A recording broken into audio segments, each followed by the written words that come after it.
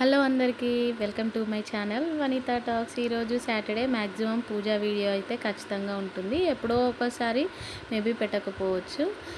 ఎప్పట్లాగా ఈరోజు సాటర్డే పూజ అంతా కంప్లీట్ అయిపోయిన తర్వాత తులసిమాల వచ్చింది. అది అందరికీ తెలిసిన విషయమే.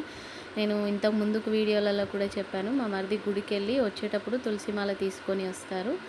అలాగే తీసుకొచ్చారు ఈసారి కూడా. పూజ అయిపోయిన తర్వాత మళ్ళీ తులసిమాల వేసేసి దేవుడికి, ఆ తర్వాత మళ్ళీ ఒకసారి హారతి ఇచ్చేసి దండం అయితే పెట్టుకున్నాము.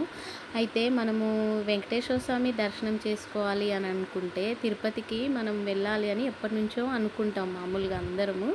వెంకటేశ్వర స్వామి భక్తులైతే మనం అనుకోవడం వేరు, వెళ్ళడం వేరు. ఎందుకంటే కొన్ని విషయాలు మనం ఎంత అనుకున్నా జరగవు. అందులోటి వెంకటేశ్వర స్వామిని మనం వెళ్ళాలి, దర్శించుకోవాలి అని మనం అనుకోవడం కాదు, ఆయన మనల్ని ఎప్పుడైతే పిలిపించుకుంటాడో అప్పుడే వెళ్ళగలుగుతామంట. నా చిన్నప్పుడు ఒక 3 టైమ్స్ వెళ్ళిన తిరుపతికి, 3 టైమ్స్ గుండు చేయించుకున్నా. ఆ తర్వాత పెళ్ళైన తర్వాత ఎప్పుడు వెళ్దాం అనుకున్నా కుదరలేదు. లాస్ట్ ఇయర్ నేను ఏదో రకంగా వెళ్తామని అన్నారు కదా, లాస్ట్ ఇయర్ వెళ్ళినామన్నమాట. మా చెల్లి వాళ్ళు తీసుకెళ్తే అని చెప్పినా కదా. సో అలా అనమాట.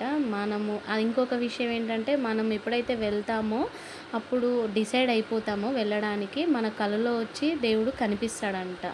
అదైతే నిజమంట. నేను విన్నాను కూడా. నాకైతే దేవుడు, మా ఆయనకు కూడా వెంకటేశ్వర స్వామి కలలో వచ్చారు. ఇది ఎంతవరకు నిజమో కామెంట్ బాక్స్లో కామెంట్ చేయండి. నా వీడియో నచ్చితే ప్లీజ్ సబ్స్క్రైబ్.